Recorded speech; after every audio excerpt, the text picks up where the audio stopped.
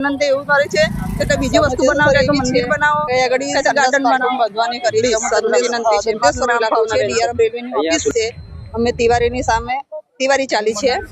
હા, અને સામે મંદિર બી છે અને અમેની જગ્યા જે પ્લોટ ખાલી છે ખાસા વર્ષોથી 10 વર્ષ થઈ ગયા છે. એ કોમન પ્લોટ જેવું છે. એમાં અમે અમારા ઘર માટે નાની વસ્તુ કે પ્રસંગ કરીએ છીએ. એ બી અમે નાનો મોટો કરીએ છીએ. પણ આ જગ્યા પર હવે ગવર્નમેન્ટ સરકાર એવું કે છે કે સંડાસ બાથરૂમ બંધ સંડાસ બાથરૂમ બંધ ગંદકી બી વધે